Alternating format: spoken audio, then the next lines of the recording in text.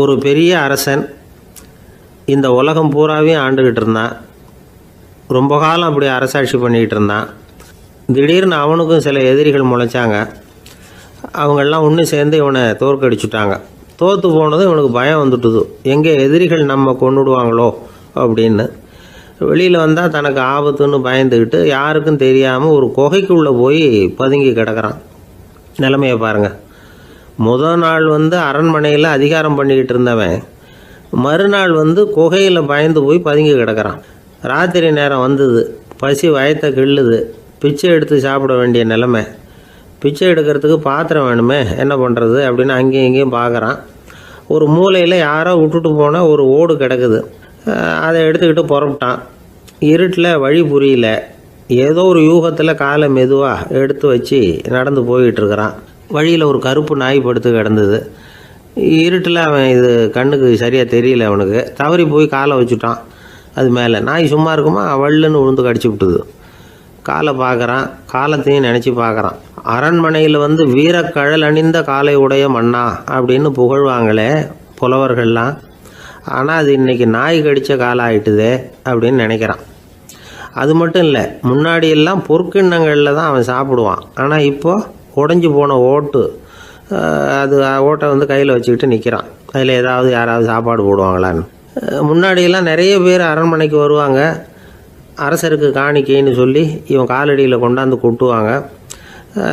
அப்போல்லாம் இவன் அந்த ஜனங்களுடைய முகத்தை திரும்பி கூட பார்க்குறதில்ல. ரொம்ப கர்வமாக உட்காந்துருப்பான். அதே ஆள் இன்றைக்கி எல்லார் கண்ணுலேயும் படுறது மாதிரி பிச்சை எடுத்துக்கிட்டு இருக்கிறான். அப்போலாம் காணிக்கைகளை தன்னுடைய கையால் வாங்கிறது தனக்கு கௌரவ குறைச்சல்னு நினச்சி தன்னுடைய வேலைக்காரங்களை விட்டு தான் அதை வாங்க சொல்லுவான். இப்போ பார்த்திங்கன்னா அவனே தன் கையாலேயே பிச்சை வாங்குறான். நினச்சி பாருங்கள். அந்த மனுஷன் நாள் அரசன், மறுநாள் பிச்சைக்காரன். எவ்வளோ வித்தியாசம். செல்வம் தான் இப்படி ஒரு வித்தியாசம் ஏற்படுறதுக்கு காரணம். அப்படிப்பட்ட செல்வம் வாழ்க்கையை நடத்துறதுக்கு நமக்கு தேவை தான். ஆனால் அதையே நாம் அடைய வேண்டிய பயனாக நினைக்கிறோம் பாருங்கள், அதுதான் வேடிக்கை. இதை நம்மாழ்வார் அழகாக ஒரு பாசுரத்தில் சொல்கிறார். ஒரு நாயகமாய் ஓட உலகுடன் ஆண்டவர், கருணாய் கவர்ந்த காலர், சிதைகிய பானையர், பெருநாடு காண இம்மையிலே பிச்சைதாம் கொள்வர், திருநாரணன் தாழ் காலம் பெற சிந்தித்து உய்மினோ அப்படிங்கிறார் நம்மாழ்வார். ஒரு பெரிய பணக்காரர் ஒரு துறவிகிட்ட போய், சாமி என்கிட்ட நிறைய பணம் இருக்குது, இருந்தாலும் நிம்மதி இல்லை, என்னால் நிம்மதியாக இருக்க முடியல, என்ன காரணம்னு கேட்டாராம்.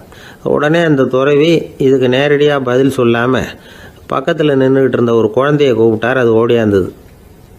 ஒரு ஆப்பிள் பழத்தை எடுத்து அது கையில் கொடுத்தார். அதை வாங்கிக்கிட்டு குழந்தை சிரிச்சுது. இன்னொரு பழத்தை எடுத்து கொடுத்தார். அதை இன்னொரு கையில் வாங்கிட்டு சிரிச்சுது.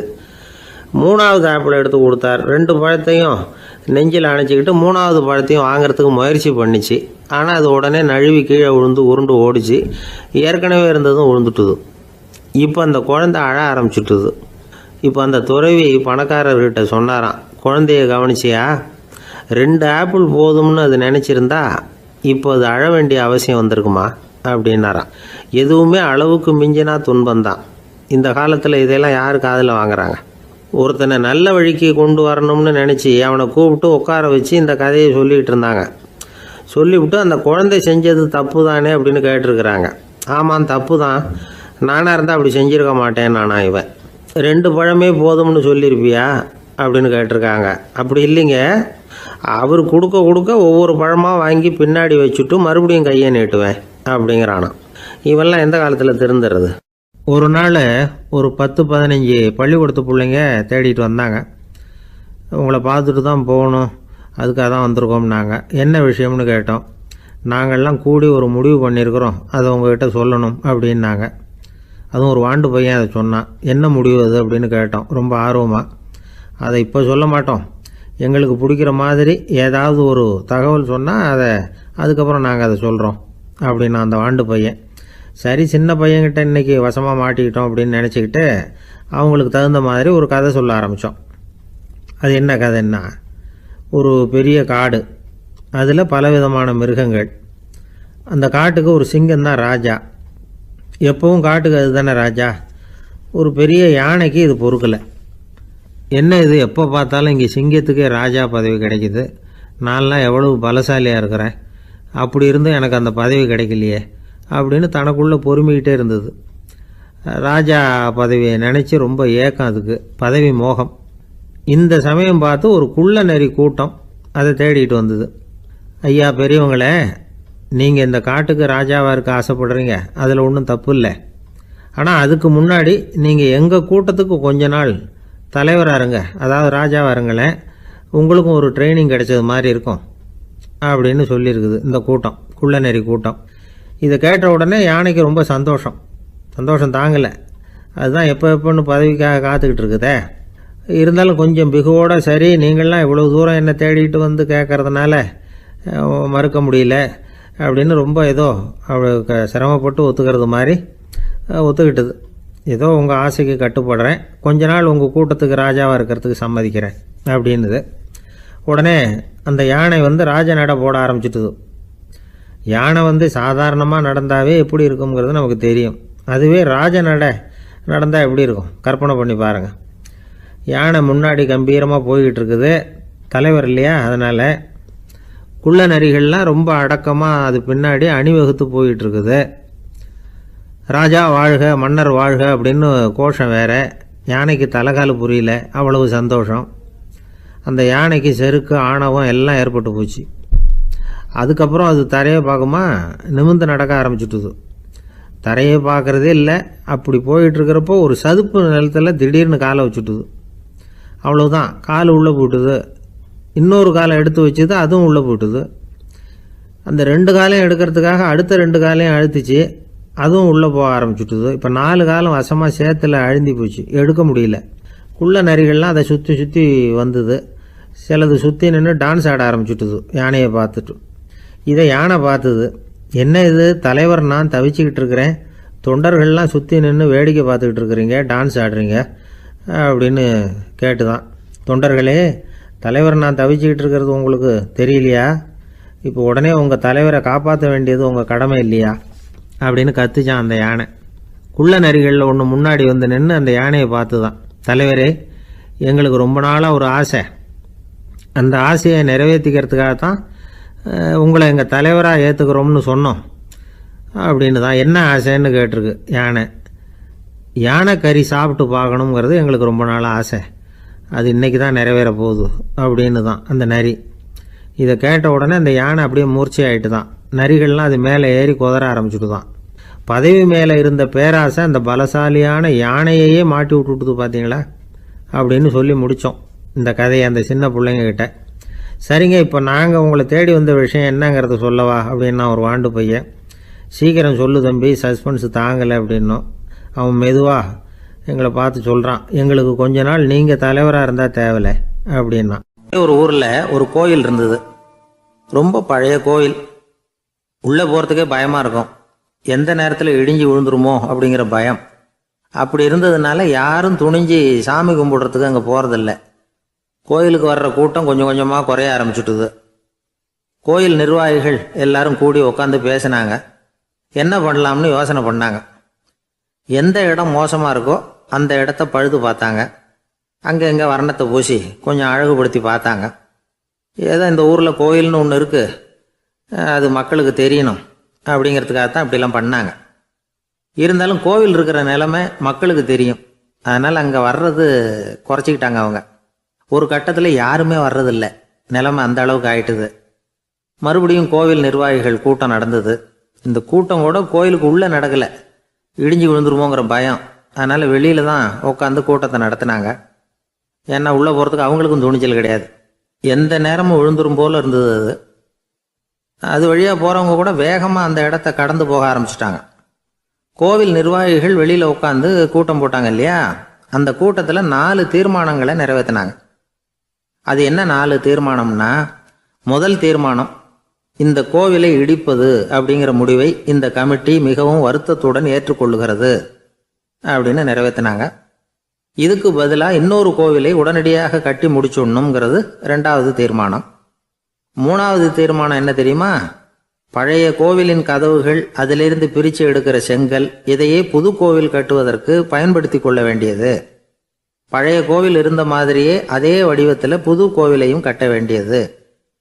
பழைய கோவிலின் அஸ்திவாரத்தை அப்படியே வச்சுக்கிட்டு அதுக்கு மேலே நாம் கோயிலை கட்டிக்க வேண்டியது. இதுதான் 3வது தீர்மானம். இதையும் கமிட்டி முழு மனசோடு ஏற்றுக்கிட்டது. இது வரைக்கும் சரி. இப்போ அந்த கமிட்டி 4வதாக ஒரு முக்கியமான தீர்மானத்தை கொண்டுகிட்டு வந்து அதையும் ஏகமனதாக நிறைவேற்றி விட்டுது. அது என்ன தீர்மானம்னா, புதிய கோவில் கட்டி முடிக்கிற வரைக்கும் பழைய கோவிலை இடிக்கிறதில்லை அப்படிங்கிற தீர்மானம். எப்படி இருக்குது பாருங்க இது. பழசை இடிக்காத வரையில் அதே இடத்துல புதுசாக எப்படி கட்ட முடியும்?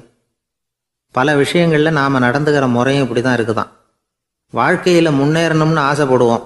அதே நேரத்தில் அந்த முன்னேற்றத்துக்கு எது தடையாக இருக்கோ அதை விட்டு விடுறதுக்கும் மனசு வராது. வெளிநாட்டில் ஒரு பெரிய விருந்து நடந்துக்கிட்டு இருந்துதான். எல்லாரும் மது கோப்பையும் கையுமா அலைஞ்சிக்கிட்டு இருக்கிறாங்க. ஒருத்தர் மட்டும் கையில் எதுவும் இல்லாமல் ரொம்ப நல்ல பிள்ளையா சாதுவா ஒரு ஓரமாக தனியாக உட்காந்துருக்கிறார். அவர்கிட்ட நெருங்கி வாங்க மது சாப்பிட்லாம் அப்படின்னு கூப்பிட்டாங்களாம். என்னை வற்புறுத்தாதீங்க, நான் என் மனசுக்குள்ளே உறுதியாக தீர்மானம் பண்ணிவிட்டேன் அப்படின்னாராம். என்ன தீர்மானம் பண்ணியிருக்கீங்க அப்படின்னு கேட்டிருக்காங்க. ஏற்கனவே முழு போதையில் இருக்கும் பொழுது மறுபடியும் மது கோப்பையை தொடரதில்லை அப்படின்னு தீர்மானம் பண்ணியிருக்கேன் அப்படின்னாராம். ஒரு ஊரில் ஒரு குரு இருந்தார், ஜென் குரு. அவரை தேடிட்டு ஒரு மன்னர் வந்தார். வந்தவர் ஜப்பான் மன்னர். தோட்டக்கலையை பற்றி தெரிஞ்சுட்டு போகிறதுக்காக அவர் வந்தார். எப்படி தோட்டம் அமைக்கிறது அப்படிங்கிறத பற்றி அந்த குரு விவரமாக சொல்லி கொடுத்தாரு. 1 நாள் 2 நாள் இல்லை, 3 வருஷம் கற்றுக் கொடுத்தார். அதுக்கப்புறம் சொன்னார், நான் கற்றுக் கொடுத்துட்டேன், இனிமேல் நீங்கள் போகலாம், போய் தோட்டம் அமைக்கலாம். அதுதான் உங்களுக்கு பரிசை. தோட்டம் அமைச்ச பிறகு சொல்லி அனுப்புங்க, நான் வந்து பார்க்குறேன். நீங்கள் இங்கே என்னவெல்லாம் கற்றுக்கிட்டீங்களோ அதையெல்லாம் அங்கே செயல்முறையில் செஞ்சு காட்டுங்க அப்படின்னு சொல்லி அனுப்பி வச்சார். மன்னர் போனார். அரண்மனைக்கு பக்கத்திலே ஒரு பெரிய தோட்டத்தை உண்டு பண்ணினார். அழகான மரங்களையும் செடிகளையும் உருவாக்கினார். கிட்டத்தட்ட 1000 தோட்டக்காரர்களை பயன்படுத்தி 3 வருஷங்கள் முயற்சி பண்ணி அந்த அழகான தோட்டத்தை உருவாக்கினார். குருக்கிட்ட இருந்து செய்தி வந்தது, நாளைக்கு வந்து தோட்டத்தை பார்க்குறேன் அப்படின்னு. மன்னர் உடனே சுறுசுறுப்பாயிட்டார். முதல் நாளே தோட்டத்தை சுத்தப்படுத்தினார். ராத்திரி பூரா யாரும் தூங்கலை. எல்லாருக்கும் தோட்டத்தை ஒழுங்குபடுத்துகிற வேலை. அது அந்தந்த இடத்துல ஒழுங்காக இருக்குதா அப்படின்னு சரி பார்த்தாங்க. ஒரு தவறும் இல்லாத வகையில் அதை ஒழுங்குபடுத்தினாங்க. மறுநாள் குரு வந்தார், தோட்டத்தை பார்த்தார். அவருக்கு கோபம் வந்துட்டுது. மன்னருக்கு ஆச்சரியம், எப்பவும் சிரிச்சுக்கிட்டே இருக்கிறவர் இப்போ எப்படி இருக்கிறாரே அப்படின்னு. மெதுவாக குருக்கிட்ட போய் எல்லாம் சரியாக தானே இருக்குது அப்படின்னார். எல்லாம் சரிதான், ஆனாலும் எங்கே அந்த பொன்னிற காற்று அப்படின்னார். உதிர்ந்த இலைகள், பொன் மஞ்சள் நிற இலைகள் காற்றில் அப்படி புரண்டு ஓடுவதை நான் பார்க்க முடியவில்லையே அப்படின்னாராம். அது இல்லாமல் இந்த தோட்டம் உயிரோட்டம் உள்ளதாக இருக்காது, இதில் பாடல் இல்லை, ஆடல் இல்லை, அதெல்லாம் இல்லாமல் இந்த தோட்டம் ரொம்பவும் செயற்கையாக தெரியுதேன்னாராம். மன்னர் இப்போ தான் யோசனை பண்ணார். கீழே கிடந்த காஞ்சி போன இலைகள் மட்டும் இல்லை, மரத்தில் இருந்த காஞ்சி போன இலைகளையும் அப்புறப்படுத்தி சுத்தமாக வச்சிருக்கிறார். இறப்பும் வாழ்க்கையினுடைய ஒரு பகுதி தான். மரணம்ங்கிறது வாழ்க்கைக்கு எதிரானது அல்ல, அதை நிரப்பும் ஒரு பகுதி தான் அது. மரணம் இல்லையில் வாழ்க்கையே இல்லை அப்படிங்கிறது பெரியவங்க கருத்து. இப்போ அந்த தோட்டம் அழகாக தான் இருக்குது, இருந்தாலும் அது ஒரு ஓவியம் மாதிரி உயிர் இல்லாமல் இருக்கு. குரு ஒரு வாளியை கையில் எடுத்துக்கிட்டார். தோட்டத்தை விட்டு வெளியில் போனார். ஏற்கனவே வீசி எறிந்த அந்த சருகுகளை எல்லாம் அள்ளி கொண்டுகிட்டு வந்தார். உள்ள எல்லா இடங்கள்லையும் அதை வீசினார். உடனே காற்று அந்த காய்ந்த சருகுகளையும் பழுத்த இலைகளையும் அசைக்க ஆரம்பிச்சுட்டுது. இப்போ அங்கே சலசல சத்தம், சங்கீதம், இலைகளின் நடனம், ஓவியம் மாதிரி இருந்த அந்த தோட்டத்துக்கு இப்போ உயிர் வந்துட்டுது. இதுதான் அந்த பொன்னான காற்று அப்படின்னாராம் குரு. மன்னருக்கு புரிஞ்சுது. மிகப்பெரிய ஜென் கேள்வி ஒன்று உண்டு. உம்மான் அப்படிங்கிற ஒரு பெரிய குருவை பார்த்து துறவி ஒருத்தர் கேட்டாராம், இலைகள் எல்லாம் கீழே விழுந்து மரங்கள் மொட்டையாக இருக்கும் பொழுது என்ன நடக்கும்? இதுதான் கேள்வி. இதுக்கு உம்மான் சொன்ன பதில் பொன்னான காற்று, தி கோல்டன் விண்டு அப்படின்னாராம். இதுக்கு என்ன விளக்கம்னா, உன்னுடைய எண்ணங்கள் எல்லாம் உன்னுடைய மனசிலிருந்து கீழே விழுந்து உனது உள்ளுணர்வானது மொட்டையாக நிற்கும் நிலைதான் அது. உனது வேர்களின் அருகில் காற்று வீசுகிறது. எல்லா எண்ணங்களும் உன்னிலிருந்து வெகு தூரத்துக்கு புரண்டு கொண்டே சென்று விடுகிறது. நீ அவற்றை கடந்து விட்டால் நீ அவைகளுக்கெல்லாம் மேலெழுந்து கீழே பார்ப்பவனைப் போல நிற்க ஆரம்பித்து விடுவாய். அதுதான் தியானம் என்பது அப்படின்னு சொல்கிறாங்க. தியானம்ங்கிறது எண்ணத்துக்கு எதிரானதில்லை. தியானம்ங்கிறது எண்ணங்களை கடந்து செல்வது தான். அதுக்கப்புறம் நாம் பொன்னிற காற்றில் ஆட ஆரம்பிச்சிருவோம். இதுதான் பெரியவர்கள் சொல்கிறது. என்கிட்ட ஒருத்தர் வந்து தோட்டம் அமைக்கணும்னு யோசனை கேட்டு வந்தார். எல்லாம் சொல்லி கொடுத்தேன். செடிகள்லாம் செழிப்பாக வளரணும்னா வேர் காயாமல் பார்த்துக்குங்கோ, தினமும் தண்ணி விடுங்கோ அப்படின்னு சொல்லி அனுப்பி வச்சேன். 1 மாதம் கழித்து அவர் தோட்டத்தை பார்க்கறதுக்காக போனேன். போய் பார்த்தா எல்லா செடியும் வாடி கிடக்குது. என்னங்க இப்படி பண்ணிவிட்டீங்கன்னு. நீங்கள் சொன்னபடி தான் செஞ்சேன்னார். என்ன செஞ்சீங்கன்னு கேட்டேன். வேர் காயாமல் பார்த்துக்க சொன்னீங்க, தினமும் ஒரு தடவை எல்லா செடியையும் ஒவ்வொன்றா பிடுங்கி பார்த்து வேர் காயாமல் இருக்கா அப்படின்னு பார்த்துட்டு அதுக்கப்புறம் தண்ணி பாய்ச்சினே, அவ்வளவுதான் அப்படின்னார். ஒரு ஆள் வேகமாக நடந்து போய்கிட்டு இருந்தான். அவன் வேகமாக நடக்கிறதுக்கு காரணம் வெயில் காலம், காலில் செருப்பு இல்லை, மணல் பாதை, அதுதான் வேகம். காலில் செருப்பும் இல்லாமல் கையில் குடையும் இல்லாமல் அந்த ஆள் வெயிலில் நடந்து போய்கிட்டு இருக்கிறான். அந்த சமயத்தில் இன்னொருத்தன் குதிரை மேலே ஏறி அந்த வழியாக வந்துக்கிட்டு இருக்கிறான். அவன் காலில் செருப்பும் இருந்தது, கையில் குடையும் இருந்தது. நடந்து போய்கிட்டு இருந்தவன் அந்த குதிரை ஆசாமியை பார்த்து கேட்டான், ஐயா, நீங்களும் குதிரை மேலே உட்காந்துக்கிட்டு போய்கிட்டு இருக்கிறீங்க, அப்படி இருக்கிறப்போ உங்களுக்கு அந்த செருப்பு என்னத்துக்கு? அதை எனக்கு கொடுத்து உதவலாமே அப்படின்னா. குதிரை மேலே உட்காந்துருந்தவன் யோசனை பண்ணி பார்த்தான். இவன் சொல்கிறது நியாயம்தானே அப்படின்னு சொல்லி தன்னுடைய செருப்பை கழட்டி அந்த வழிப்போக்கனுக்கு கொடுத்துட்டான். ரொம்ப நல்லதுங்க அப்படின்னு சொல்லி இவன் அதை வாங்கி காலில் மாட்டிக்கிட்டான். அதுக்கப்புறம் மறுபடியும் இவன் ஆரம்பித்தான், ஐயா, நீங்கள் குதிரையில் போகிறதுனால போக வேண்டிய இடத்துக்கு வேகமாக போய் சேர்ந்துருவீங்க, அதனால் உங்கள் கையில் அந்த குடை என்னத்துக்கு? நான் நடந்து போயிட்டுருக்கிறவன், ரொம்ப நேரம் நடக்க வேண்டியிருக்கும் இந்த வெயிலில், அதனால் அந்த குடையையும் எனக்கு கொடுங்களேன் அப்படின்னா. குதிரை வீரன் யோசனை பண்ணி பார்த்தான். இதுவும் நியாயம்தானே அப்படின்னு அவனுக்கு தோணுச்சு. உடனே இறக்கப்பட்டு தன் காலில் இருந்த செருப்பை கொடுத்தது மாதிரியே தன் கையில் இருந்த கொடையையும் இவங்கிட்ட கொடுத்துட்டான். அதுக்கப்புறம் அவன் நிம்மதியாக புறப்பட்டான். இப்போ மறுபடியும் கை தட்டி அவனை நிறுத்தினான். கீழே நின்றுட்டு இருந்தவன், என்னப்பா ஏன் என்ன நிறுத்தினேன், இன்னும் ஏதாவது வேணுமா உனக்கு அப்படின்னா குதிரையில் இருந்தவன். இவன் மெதுவாக வாயை திறந்து அந்த குதிரையையும் என்கிட்ட கொடுத்துருங்களேன்னா. அந்த குதிரை வீரன் இப்போ ஒரு கணம் யோசனை பண்ணி பார்த்தான். உடனே என்ன பண்ணான் தெரியுமா? தன்கிட்ட இருந்த குதிரை சவுக்கை எடுத்தான். குதிரை சவுக்கால் அந்த ஆளை வாங்குவாங்கன்னு வீசி தள்ளிவிட்டான். இவ்வளவு சவுக்கடியும் வாங்கிக்கிட்டு இந்த ஆள் என்ன பண்ணான் தெரியுமா? சிரிக்கிறான். அடி வாங்கிட்டு யாராவது சிரிப்பாங்களா? குதிரை வீரனுக்கு ஒன்றும் புரியல. என்னப்பா அது, ஏன் இப்படி அடி வாங்கிட்டு இப்படி சிரிக்கிறியே அப்படின்னு கேட்டான். இப்போ அந்த வழிப்போக்கன் சொல்கிறான், ஐயா, நான் இப்படி சிரிக்கிறதுக்கு காரணம் இருக்கு. இப்படி குதிரை கேட்டு உங்ககிட்ட அடி வாங்கலேன்னு வச்சுக்கோங்க, என் உயிர் உள்ள வரைக்கும் மனசில் ஒரு தவிப்பு இருந்துக்கிட்டே இருக்கும். செருப்பையும் கொடையையும் கேட்ட உடனே கொடுத்தவன் குதிரையையும் கேட்டிருந்தா கொடுத்துருப்பானோ அப்படிங்கிற பேராசையில் ஏங்கிக்கிட்டே இருந்திருப்பேன். இப்போ உங்ககிட்ட அடி வாங்கின பிறகு என்னுடைய அந்த சந்தேகம் தீர்ந்து போச்சு. என்னுடைய ஆசைக்கு எல்லை எது அப்படிங்கிறத எனக்கு புரிஞ்சுட்டுது அப்படின்னு சொல்லிவிட்டு அவன் நடக்க ஆரம்பிச்சிட்டானான். ஆசைக்கும் எல்லை உண்டு அப்படிங்கிறத விளக்கறதுக்காக வாரியார் சுவாமிகள் சொல்கிற கதை இது. இந்த காலத்துலேயும் ஒருத்தன் அது மாதிரி கொடை செருப்போட குதிரையில் போய்கிட்டு இருந்தான். எதிரில் நடந்து வந்தவன், ஐயா, உங்கள் கொடையை எனக்கு கொடுங்களேன்னு கேட்டான். உடனே அவன் குதிரையிலேருந்து கீழே குதிச்சு அவனை சாட்டையால் அடிக்க ஆரம்பிச்சிட்டான். இன்னொருத்தர் அந்த வழியாக வந்தவர் இதை பார்த்தார். ஏன்பா, அவன் கேட்டான், உன்னால் முடியலன்னா இல்லைன்னு சொல்லிட வேண்டியது தானே, அதுக்காக ஏன் இப்படி அவனை போட்டு அடிக்கிறேன்னு கேட்டார். உங்களுக்கு விவரம் புரியாது சார், காலம் ரொம்ப கெட்டு போச்சு. கேட்டதை கொடுத்தேன்னு வச்சுக்கோங்க, இந்த குதிரையே என்னோடது, அவன் திருடிக்கிட்டு போகிறான் அப்படின்னு என் பேரில் புகார் கொடுக்க ஆரம்பிச்சிருவான் சார் அப்படின்னா. அது எப்படி அவ்வளோ உறுதியாக சொல்கிறேன்னு கேட்டார் அவர். ஏற்கனவே அது மாதிரி ஒருத்தன் பேரில் புகார் கொடுத்துட்டு தான் இந்த குதிரையை நான் தள்ளிட்டு வந்துக்கிட்டு இருக்கிறேன் அப்படின்னார். ஒரு சன்னியாசி, அவர் ஒரு நாள் ஒரு கனவு கண்டாராம்.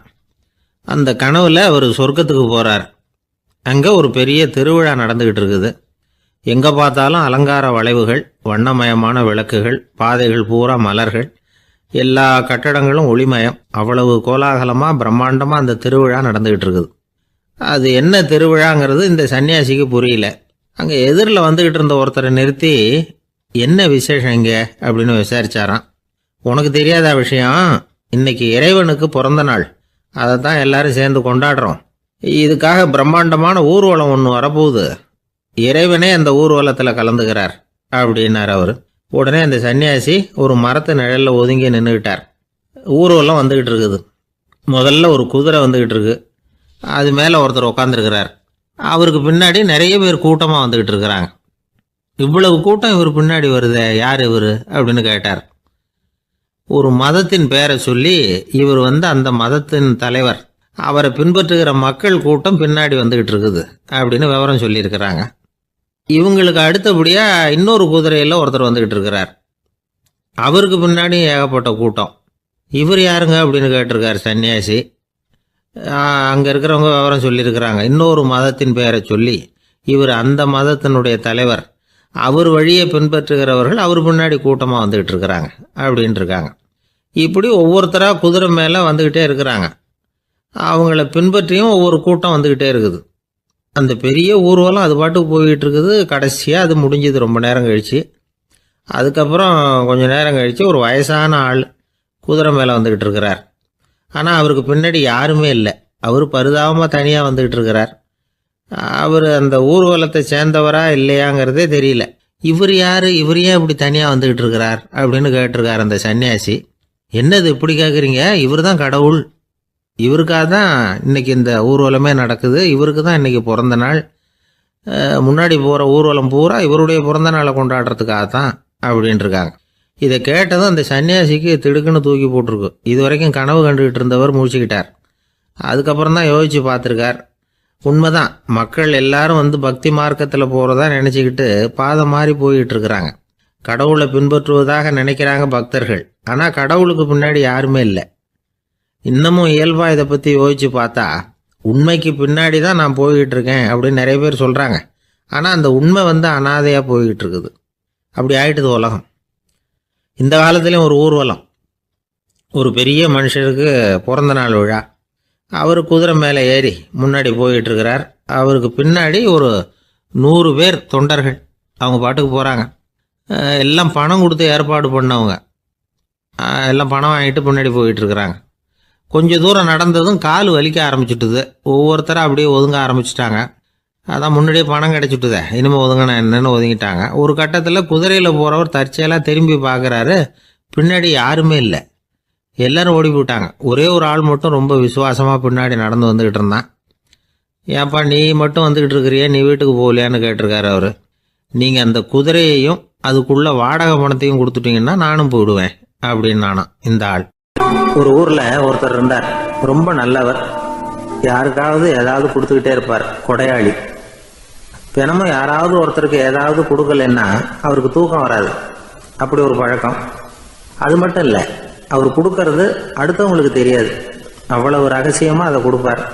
வலது கை கொடுக்கறது இடது கைக்கு தெரியக்கூடாதுன்னு சொல்லுவாங்கள்ல, அது மாதிரி அவர். ஒரு நாள் ராத்திரி அவர் ஏற்கனவே தயாராக கட்டி வச்சிருந்த பணம் முடிச்ச கையில் எடுத்துக்கிட்டு வீட்டை விட்டு வெளியில் வந்தார். தெருவில் இறங்கி நடந்தார். இன்னைக்கு யாருக்கு தர்மம் செய்கிறது அப்படின்னு யோசனை பண்ணிட்டு இருட்டில் நடந்து வந்துக்கிட்டு இருக்கிறார். யாரோ ஒருத்தர் எதிரில் வர்றது மாதிரி தெரிஞ்சுது. உடனே அவர் கிட்ட போனார். தன்கிட்ட இருந்த பணம் முடிச்சு அவசரமாக அவர் கையில் திணிச்சுட்டு திரும்பி வந்துட்டார். அப்பாடா, ஒரு வழியாக யாருக்கும் தெரியாமல் இன்னைக்கு தர்மம் பண்ணியாச்சு அப்படிங்கிற மகிழ்ச்சி, மன நிறைவு அவர் முகத்தில். நிம்மதியாக தூங்கினார். அப்புறம் எழுந்திரிச்சார். மறுநாள் காலையில் ஊர் பூரா ஒரே பேச்சு. என்ன பேச்சுன்னா, நேற்று ராத்திரி ஒரு திருடன் கையில் யாரோ பணத்தை கொடுத்துட்டு போயிருக்கிறாங்க அப்படின்னு எல்லாரும் பேசிக்கிட்டு இருக்கிறாங்க. இதை கேள்விப்பட்டதும் அந்த பெரியவருக்கு ரொம்ப வருத்தமாக போச்சு. அடடா, போயும் ஒரு திருடனுக்காக உதவி பண்ணியிருக்கிறோம், பிரயோஜனம் இல்லாமல் போட்டுதே அப்படின்னு நினச்சார். சரி, இன்னைக்கும் யாருக்காவது உதவி பண்ணணும் அப்படின்னு முடிவு பண்ணினார். ராத்திரி நேரம் வந்தது. இவர் வழக்கம் போல் தெருவில் இறங்கி நடந்தார். கையில் பணம் முடிச்சு. எதிரில் ஒரு பெண் உருவம் மங்கலாக தெரிஞ்சது. இவர் உடனே அந்த பெண்கிட்ட பணத்தை கொடுத்துட்டு திருப்தியாக திரும்பி வந்துட்டார். மறுநாள் காலையில் ஊர் பூரா என்ன பேசிக்கிட்டாங்க தெரியுமா? நேற்று ராத்திரி நெறி தவறி நடக்கிற ஒரு பெண்ணின் கையில் யாரோ பணத்தை வச்சுட்டு போயிருக்கிறாங்க அப்படின்னு எல்லாரும் பேசிக்கிறாங்க. அடடா, இன்னைக்கும் தவறுதலாக நடந்து போச்சு அப்படின்னு ஒரு வருத்தப்பட்டார். இருக்கட்டும், இன்னைக்கும் ஏதாவது தர்மம் பண்ணுவோம் அப்படின்னு நினச்சிக்கிட்டாரு. 3வது நாள் ராத்திரியும் புறப்பட்டார். இப்பவும் எதிரில் ஒருத்தர் வந்தார். இவர் பணத்தை கொடுத்தார், திரும்பி வந்துட்டார். மறுநாள் மக்கள் என்ன பேசிக்கிட்டாங்கன்னா, நேற்று ராத்திரி ஒரு செல்வந்தர் கையில் யாரோ பணத்தை கொடுத்துட்டு போயிருக்கிறாங்க அப்படின்னு பேசிக்கிட்டாங்களாம். அவருக்கு ரொம்ப வருத்தமாக போட்டுது. என்ன இது, தினம் இப்படி ஆகிட்டு இருக்குதே அப்படின்னு நினச்சிக்கிட்டே படுத்து தூங்கினார். அன்னைக்கு ராத்திரி ஒரு கனவு. அந்த கனவுல இறைவன் வந்து சொன்னாராம், இதை பாருப்பா, நீ கொடுத்த தர்மம் வீணா போயிடல. உன்கிட்ட பணம் வாங்கின அந்த திருடன் திருந்திட்டான், அந்த பொண்ணும் திருந்திட்டா, அந்த செல்வந்தனும் கொடையாளி ஆயிட்டான், எல்லாருக்கும் உதவி பண்ண ஆரம்பிச்சுட்டான் அப்படின்னு சொன்னாராம். இந்த கதையை சொன்னவர் யாருன்னா நபிகள் நாயகம். இதுல உள்ள கருத்து என்னன்னா, நல்ல மனசோட தர்மம் பண்ணுனா அது வீணா போறதில்லை. இன்னொரு கருத்து, தர்மம் வந்து தன்னை மட்டுமல்ல அடுத்தவங்களையும் தீமையிலிருந்து காப்பாற்றும். இதுதான் நாம புரிஞ்சுக்க வேண்டியது. இந்த காலத்திலயும் இது மாதிரி சில சம்பவங்கள் நடக்கிறது உண்டு. ஒரு பெரியவர் இருட்டில் நடந்து வந்துகிட்டு இருந்தாரு. எதிரில் வந்த ஒருத்தன் வலுக்கட்டாயமா ஒரு கையை பிடிச்சி ஒரு பண முடிப்பை கொடுத்து வச்சுக்க சொல்லிவிட்டு விலகி போயிட்டான். பெரியவருக்கு ஆச்சரியம், இந்த காலத்திலயும் இப்படி வலது கை கொடுக்கறது இடது கைக்கு தெரியக்கூடாதுன்னு நினைக்கிற கொடையாளிகள் உண்டு போல இருக்கு அப்படின்னு யோசனை பண்ணிக்கிட்டே நடந்தார். கொஞ்சம் தூரம் போயிருப்பாரு. அதுக்குள்ள அதே ஆள் திரும்பி வந்தான். கொடுத்த பண முடிப்பை திருப்பி கொடுங்க அப்படின்னு கேட்டு வாங்கிட்டான். இவருக்கு ஒன்றும் புரியல. ஏன் இப்படி பண்றேன்னார். அது ஒன்றும் இல்லைங்க, கொஞ்ச நேரம் இதை உங்ககிட்ட கொடுத்து வச்சிருந்தேன் அவ்வளவுதான் அப்படின்னா. ஏன்னு கேட்டார். என்னை பின்னாடி போலீஸ் தேடிக்கிட்டு வந்துகிட்டு இருக்குது, அதுதான் அப்படி பண்ணேன், இப்போ போயிட்டுது, இனிமே ஒன்றும் பயம் இல்லை அப்படின்னு சொல்லிவிட்டு அவன் பாட்டுக்கு நடந்து போறான். அவர் ஒரு பெரிய குடும்பத்துல பிறந்தவர். இருக்கிற சொத்துக்கள் எல்லாத்தையும் வாரி வழங்கி விட்டு காட்டுக்கு புறப்பட்டார் தவம் செய்யறதுக்காக. இருந்தது பூராவும் கொடுத்துட்டார், இனிமே எதுவுமே இல்லை கொடுக்கறதுக்கு. அப்போ கடைசியா ஒருத்தன் வந்து கையை நீட்டினானா, ஐயா ஏதாவது கொடுங்கன்னு இருக்கான்.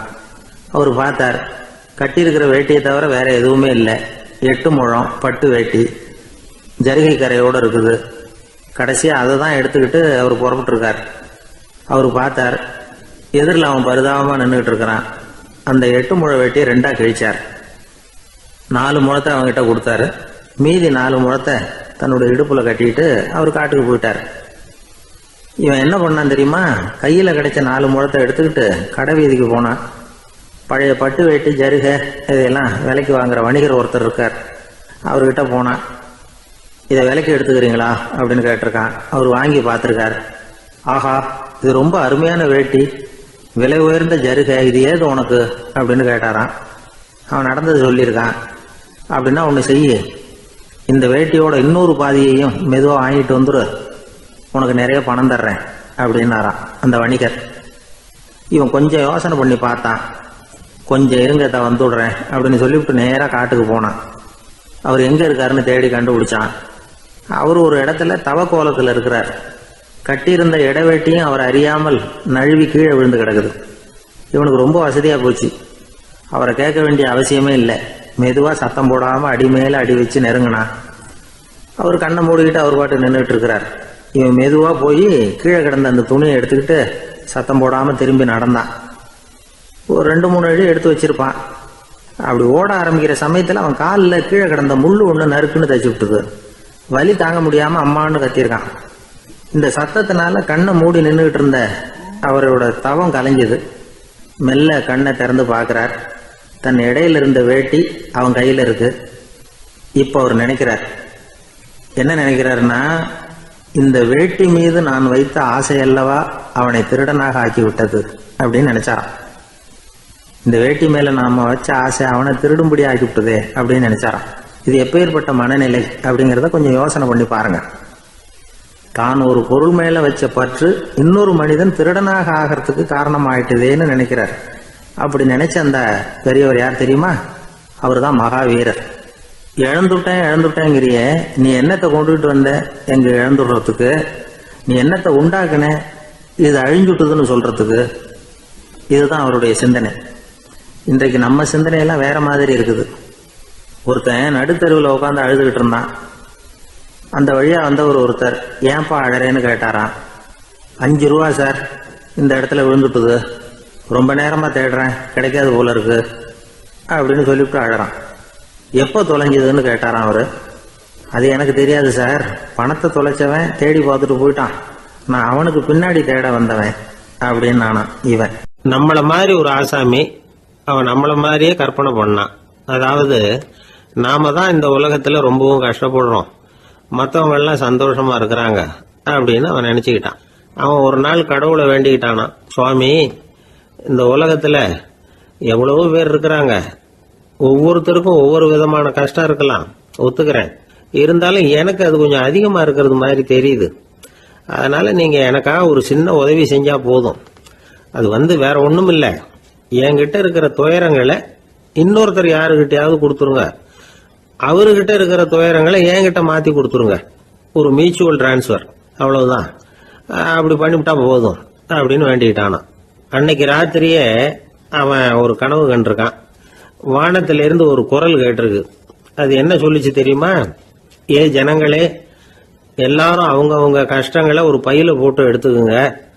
அப்படி எடுத்துக்கிட்டு நேரா இந்த ஊர் எல்லையில் இருக்கிற கோயிலுக்கு வந்து சேருங்க அப்படின்னு அந்த குரல். ஆஹா, கடவுள் நம்ம பிரார்த்தனைக்கு செவி சாய்ச்சுட்டார் அப்படின்னு சந்தோஷப்பட்டான் இவன்.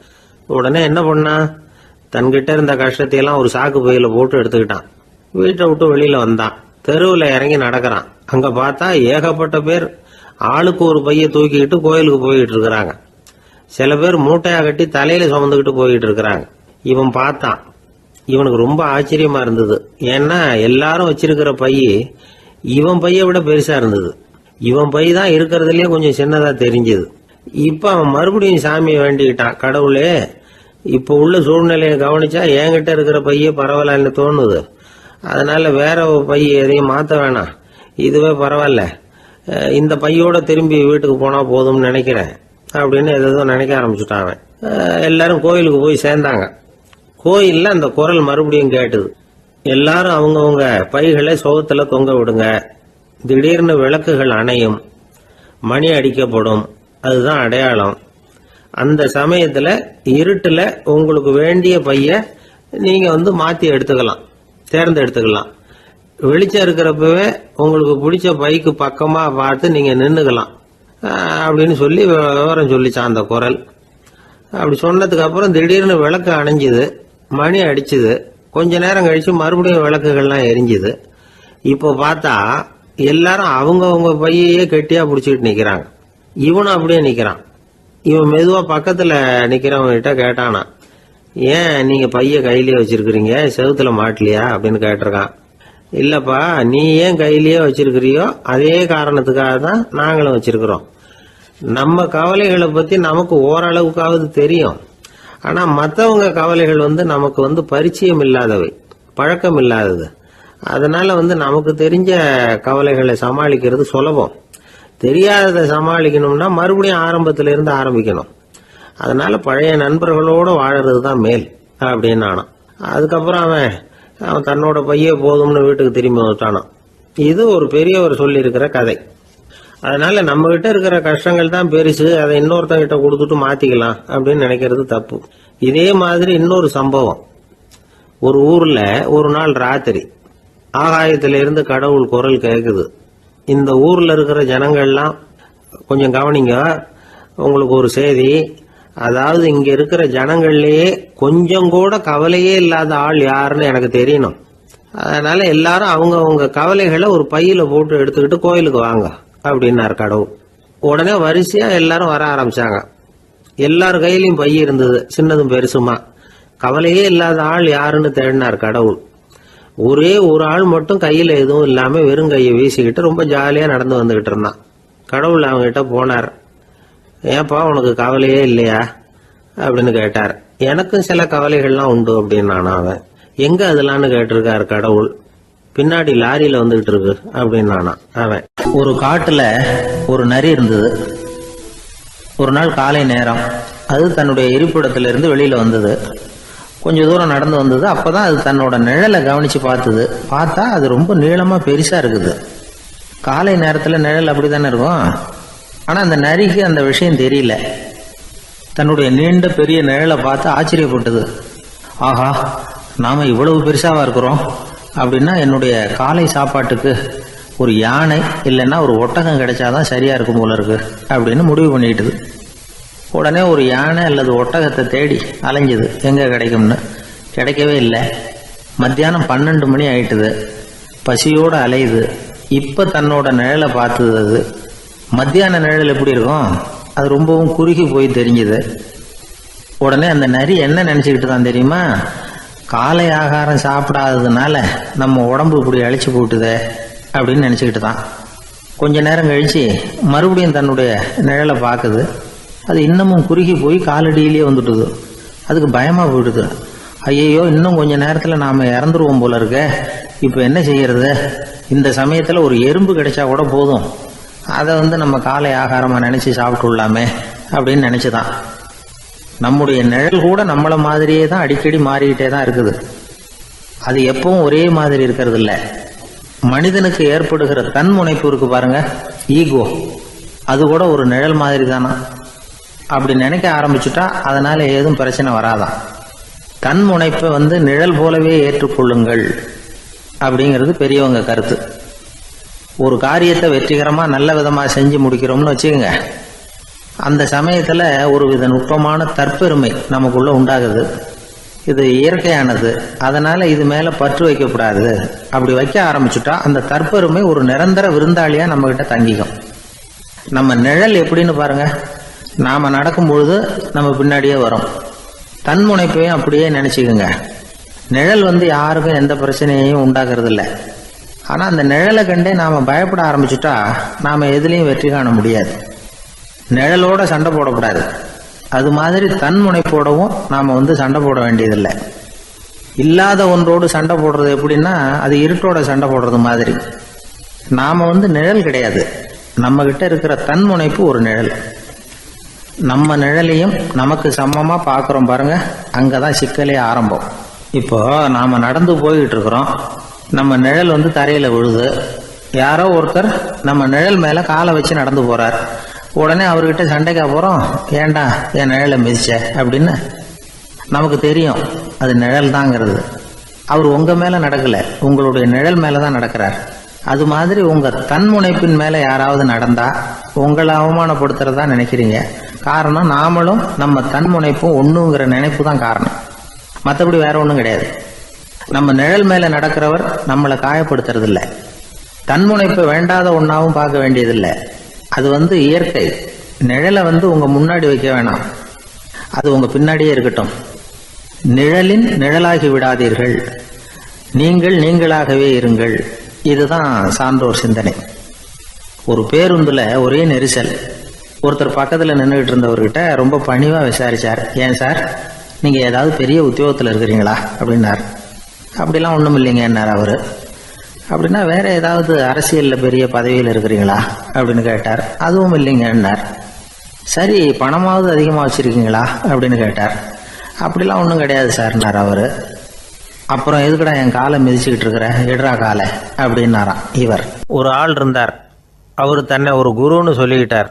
மௌன குரு, வாயே திறக்கிறதில்ல. அவருக்கு 2 சீடர்கள் உண்டு. இவங்க தான் வர்றவங்க கிட்ட பேசுவாங்க, விளக்கம் கொடுப்பாங்க. ஒரு நாள் இந்த சீடர்கள் 2 பேரும் எங்கேயோ வெளியில் போயிட்டாங்க.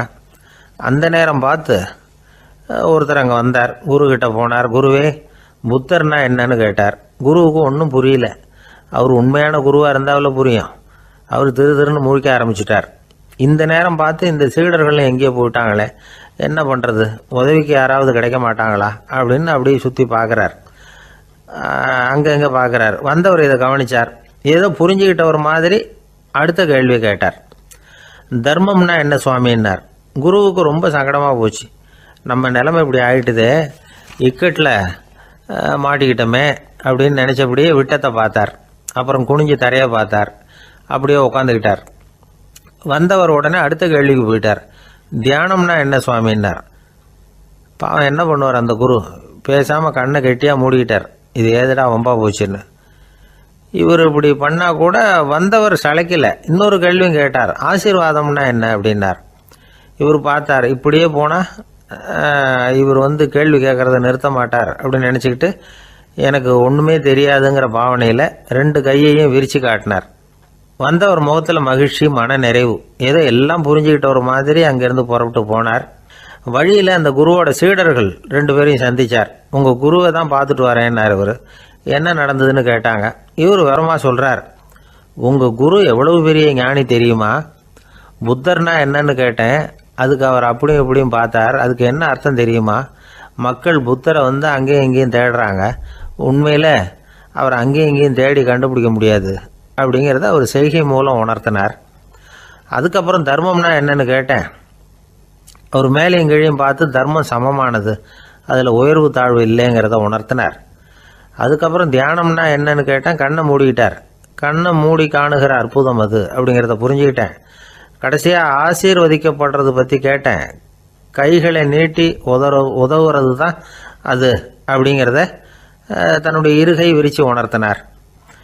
எவ்வளோ பெரிய மகான் அவர் அப்படின்னு சொல்லிவிட்டு அவர் பாட்டு போயிட்டார். சீடர்கள் அதுக்கப்புறம் மெதுவாக குருக்கிட்ட வந்து சேர்ந்தாங்க.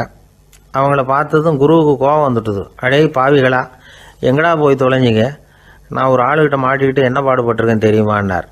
இது மாதிரி தான் நாம் சாதாரண மனிதர்களின் புற வேடங்களிலேயே மயங்கி போயிடுறோம். அவங்க பேச்சு, செய்கை, பார்வை இதிலெல்லாம் ஏதோ பெரிய தத்துவம் இருக்கிறதாக நினச்சிக்கிறோம். உண்மையிலேயே அந்த தத்துவங்கள் யாருக்கு சொந்தம்?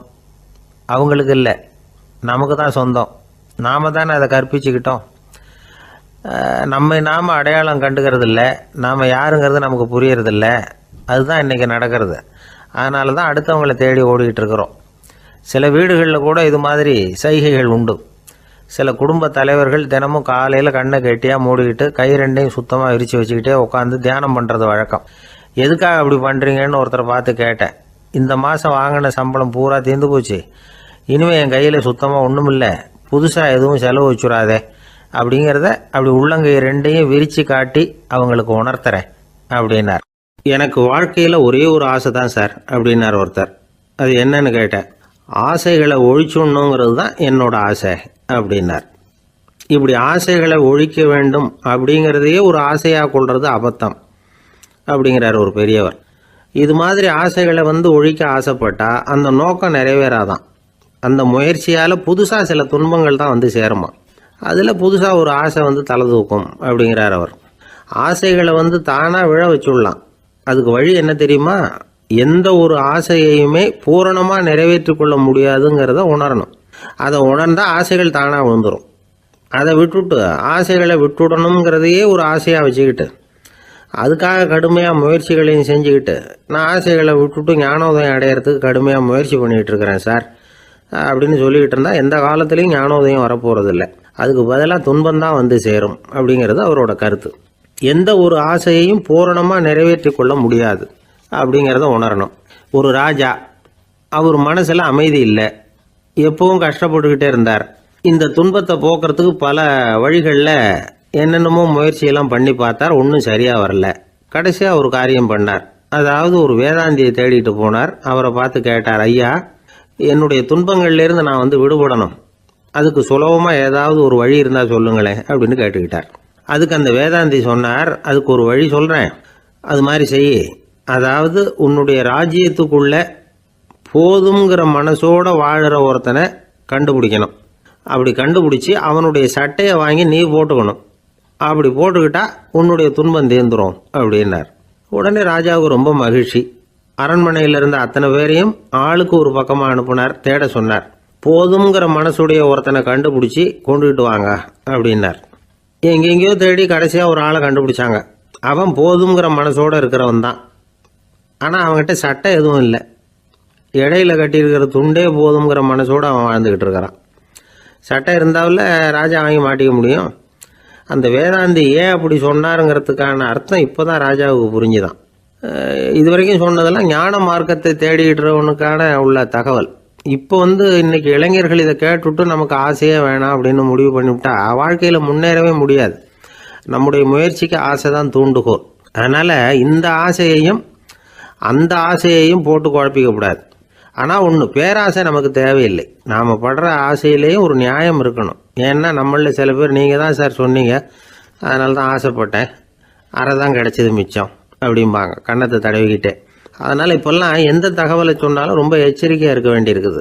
ஒரு ஆள் ஒரு கடை வச்சு வியாபாரம் பண்ணிக்கிட்டு இருந்தான். அவனுக்கு ரொம்ப பேராசை, நிறைய பணம் சேர்க்கணும்னு. திடீர்னு ஒரு நாள் அவனுக்கு உடம்பு ரொம்ப சுகம் இல்லாமல் போயிட்டுது. இனிமேல் பிழைக்கிறது கஷ்டங்கிற நிலைமை. மரணப்படுகையில் இருக்கிறான். சொந்தக்காரங்கள்லாம் சுற்றி உட்காந்துருக்குறாங்க. இவன் மெதுவாக கண்ணை திறந்து பார்க்குறான். என் வீட்டுக்காரி எங்கேன்னா, இதோ இருக்கேன் அப்படின்னாங்க அந்த அம்மா. பசங்கள்லாம் எங்கேங்கிறான். இதோ பக்கத்தில் தான் நின்றுக்கிட்டு இருக்கிறோங்கிறாங்க. பொண்ணுங்க எங்கேங்கிறான். எல்லாம் இங்கே தான் இருக்கிறோம் அப்படிங்கிறாங்க. எல்லாம் இங்கே தான் பக்கத்தில் தான் இருக்கோம், நீங்கள் கவலைப்படாதீங்கன்னு சொல்கிறாங்க எல்லாம். அவன் மெதுவாக கஷ்டப்பட்டு வாயை திறந்து, அட பாவிங்களா, எல்லாரும் இங்கே இருந்தால் அங்கே கடையை யார் கவனிக்கிறது அப்படின்னானா. ராமகிருஷ்ணர் வாழ்ந்த காலத்தில் நடந்த ஒரு நிகழ்ச்சி இது. அப்போது ஒரு ஓவியர் இருந்தாராம். அவருக்கு ஒரு ஆசை, ராமகிருஷ்ணர் படத்தை வரையணும், அதை அவர்கிட்டயே கொண்டுட்டு போய் காட்டி அபிப்பிராயம் கேட்கணும். இதுதான் அந்த ஓவியரின் ஆசை. உடனே ராமகிருஷ்ணர் படத்தை வரைஞ்சி முடித்தார். அதை எடுத்துக்கிட்டு போனார். இவர் போன சமயம் அங்கே ராமகிருஷ்ணர் சீடர்களோடு உட்காந்துருக்கிறார். விவேகானந்தர் அங்கே இருக்கிறார். இந்த ஓவியர் கொண்டுகிட்டு போய் தான் வரைந்த ஓவியத்தை அவர்கிட்ட காட்டினார். ராமகிருஷ்ண பரமஹம்சரின் ஓவியத்தை ராமகிருஷ்ணர்கிட்டயே காட்டுறார். ராமகிருஷ்ணர் என்ன பண்ணார் தெரியுமா? அந்த படத்தை பார்த்தார். உடனே அது காலை தொட்டார். குருதேவருடைய இந்த செயல் சீடர்களுக்கு ரொம்ப வியப்பை உண்டு பண்ணிச்சு. சில பேர் மனசுக்குள்ளேயே ரொம்ப குழம்பி போக ஆரம்பிச்சிட்டாங்க, என்ன இப்படி பண்ணுறாருன்னு. என்ன இது அவரோட படம், அவரே அவரோட படத்தின் காலை தொடுறார் அப்படின்னு யோசிச்சாங்க. சில பேர் ஒன்றும் புரியாமல் ஒருத்தர் பார்த்து சிரிச்சுக்கிட்டாங்க. அந்த இடத்துல சீடர்கள் மட்டும் இல்லை, சீடர் அல்லாத பல பேர் இருந்தாங்க. தன்னுடைய காலை தானே தொடர இவருடைய செயல் பற்றி என்ன நினைக்கிறது அப்படின்னு அவங்களும் குழம்பி போய் நிற்கிறாங்க. அந்த படத்தை வரைஞ்சி அவர்கிட்ட காட்டின அந்த ஓவியருக்கும் அதிர்ச்சி. இருந்தாலும் அவர் சீடர் கிடையாது. அதனால் கொஞ்சம் துணிச்சலை வரவழைச்சிக்கிட்டு கேட்டார், என்னங்க இது, என்னால் என்னுடைய கண்களையே நம்ப முடியல. இது உங்கள் சொந்த உருவப்படம், நீங்கள் உங்கள் சொந்த கால்களையே தொடுறீங்க, இது எங்களுக்கு கொஞ்சம் சங்கடமாக இருக்குதே அப்படின்னார். ராமகிருஷ்ணரின் கண்களில் ஆனந்த கண்ணீர் வழிஞ்சுதான். அவர் சொன்னாராம், இது என்னோட படம்ங்கிறது எனக்கு தெரியும், ஆனால் இது என்னோட படம்ங்கிறதுனால நான் இதோட காலை தொடலை. நீ என்னுடைய சமாதி நிலையை இந்த படத்தில் படம் பிடிச்சி காட்டியிருக்கிற, அதனால் அதோட காலை தொடறேன். சமாதி நிலையில் யார் இருந்தாலும், அது என்னுடைய படமாக இருந்தாலும் சரி அல்லது வேறு யாருடைய படமாக இருந்தாலும் சரி, படம் யாருதுங்கிறது முக்கியம் இல்லை. இதில் எது முக்கியம்னா அது தன்னை உணர்ந்த ஒரு உணர்நிலையின் படம். அப்படி இருக்கிறப்போ அதோட காலை நான் தொடணும். அதுக்கு நீங்கள் எல்லாரும் ஏன் சங்கடப்படுறீங்கன்னு எனக்கு தெரியல அப்படின்னாராம். இப்போ தான் அங்கே இருந்த சீடர்களுக்கும் மற்றவங்களுக்கும் விவரம் புரிஞ்சுதான். இதுக்கு முன்னாடி யாரும் செய்யாததை இவர் செஞ்சிருக்கிறார், ஆனால் அவருடைய காரணம் ரொம்ப நியாயமானது அப்படிங்கிறத உணர்ந்தாங்களாம். இதுவரைக்கும் ஆன்மீகத்தில் சமாதி நிலை, அதாவது தன்னை உணர்ந்த நிலை பற்றி புரிஞ்சுக்கிட்டோம். இல்லறத்தில் ஏற்படக்கூடிய சமாதி நிலை பற்றி உங்களுக்கு தெரியுமா? ஒரு அம்மா டாக்டர்கிட்ட வந்து சொன்னாங்களாம், டாக்டர், என் வீட்டுக்காரருக்கு உடம்புல ஏதோ கோளாறுன்னு நினைக்கிறேன், நான் எவ்வளவு நேரம் பேசினாலும் காதில் விழாதது மாதிரி உட்காந்துருக்கிறார் அப்படின்னு ஆகலாம். அதுக்கு அந்த டாக்டர் சொன்னாராம், அம்மா, அது உடம்பு கோளாறு இல்லை, அது ஒரு பெரிய திறமை அப்படின்னாராம். ஒரு ரயில் வேகமாக போயிட்டுருக்கு. அது ஒரு ரயில்வே ஸ்டேஷனில் கொஞ்சம் நேரம் நின்றுது. அப்போ அதில் ஒரு ஆள் ஏறினார். தலையில் ஒரு மூட்டையை வச்சுருந்தார். மூட்டையை தலையில் சுமந்துக்கிட்டே உள்ளே வந்தார். மூட்டையை தலையில் சுமந்துக்கிட்டே ஒரு இடத்துல உட்காந்தார். ரயில் மறுபடியும் புறப்பட்டுது. இவர் தன் தலையில் இருந்த மூட்டையை கீழே இறக்கி வைக்கணும்ல, வைக்கல, சுமந்துக்கிட்டே வரார். எதிரில் உட்காந்துருந்தவர் கேட்டார், ஏங்க ஏன் இப்படியே உட்காந்துருக்குறீங்க தலையில் மூட்டையை வச்சுக்கிட்டு, மூட்டையை கீழே இறக்கி வைக்கலாமே அப்படின்னார்.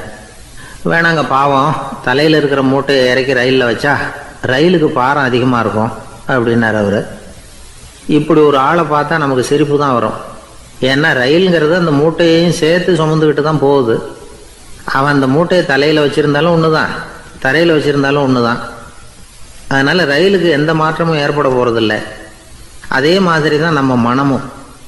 இதுவும் ஒரு தேவையில்லாத சுமை, அனாவசியமாக சுமந்துக்கிட்டு இருக்கிறோம். இதை கீழே இறக்கி வச்சுட்டா வாழ்க்கை பிரயாணம் சுகமாக இருக்கும். ரயில் பிரயாணம் பண்ணுற அந்த ஆள் மூட்டையை சுமக்கிறான், வாழ்க்கை பிரயாணம் பண்ணுற நாம மனசை சுமக்கிறோம். இது ரெண்டுக்கும் எந்த வித்தியாசமும் இல்லை. மனசை கீழே இறக்கி வச்சுட்டா பாரம் இல்லாமல் வாழலாம், பறவைகள் மாதிரி பறக்கலாம், குழந்தைகள் மாதிரி கள்ளங்கபடம் இல்லாமல் வாழலாம். இந்த வெளி உலகத்தில் நாம் நிலை பெற்று இருக்கணும், வேரூன்றி இருக்கணும். அதே சமயம் நம்முடைய உள்வெளியில் ஆன்மீக வாழ்க்கையில் பாரம் இல்லாமல் இருக்கணும்.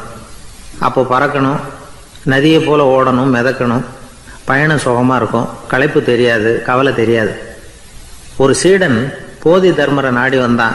குருவே, நீங்கள் என்ன வெறுமையாக இருக்க சொன்னீங்க, நான் இப்போ மறுபடியும் வெறுமையானவன் ஆகிட்டேன், அதனால் இப்போ என்ன செய்ய சொல்கிறீங்க என்ன அப்படின்னு சொல்லி வந்து நின்னான்.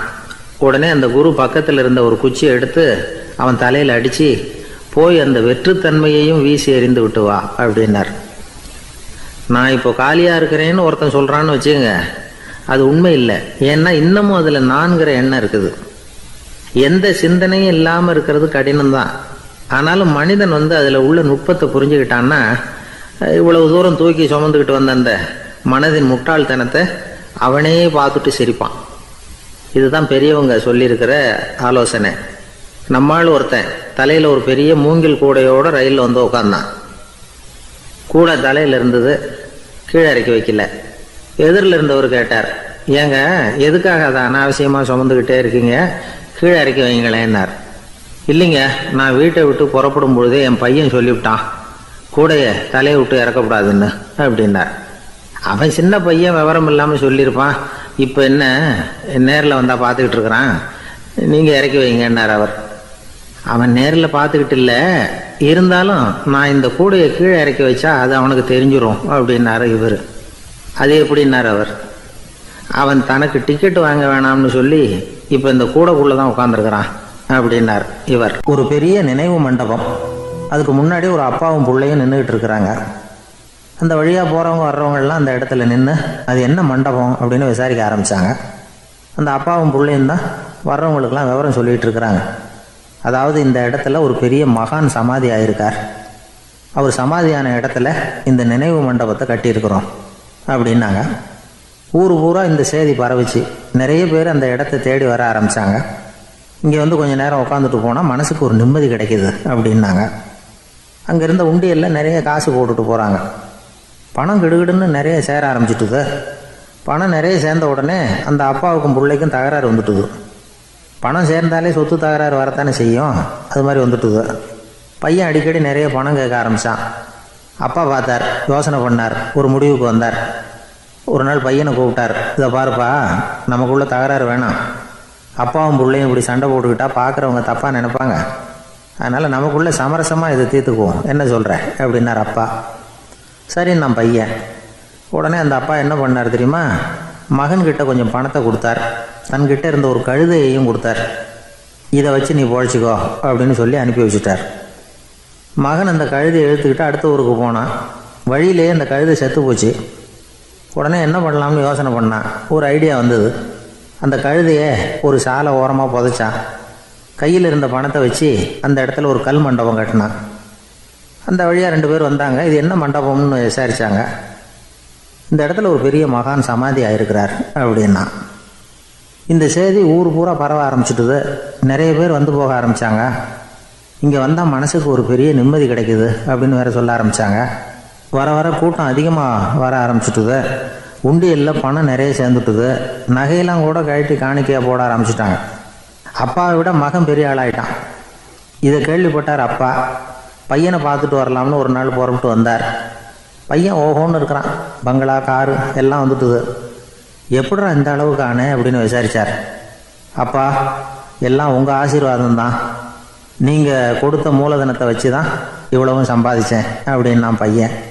அது எப்படிறான்னு விசாரித்தார். அப்பா, நீங்கள் ஒரு கழுதை குட்டியும் கொஞ்சம் பணமும் என்கிட்ட கொடுத்து அனுப்பி வச்சிங்க. அதை எடுத்துக்கிட்டு வந்தேன். வர்ற வழியில் அந்த கழுதை செத்து போச்சு. உடனே யோசனை பண்ணேன், அந்த கழுதையை இந்த இடத்துல புதைச்சேன். கையில் இருந்த பணத்தை வச்சு மண்டபம் கட்டினேன். மகான் ஒருத்தர் சமாதி ஆயிருக்கார் அப்படின்னு வதந்தியை கிளப்பி விட்டேன். ஜனங்கள்லாம் ஏமாந்து போய் காசை கொண்டாந்து போட ஆரம்பிச்சிட்டாங்க. நான் பொழைச்சிக்கிட்டு இருக்கிறேன் அப்படின்னா.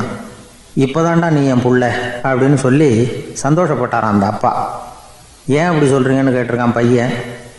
கழுதை குட்டியை புதைச்சி மண்டபம் கட்டியிருக்கிற நீ, ஏற்கனவே நம்ம ஊரில் நாம் கட்டியிருக்கிறோமே மண்டபம், அது இந்த கழுதையோட அம்மாவை புதைச்ச இடம்.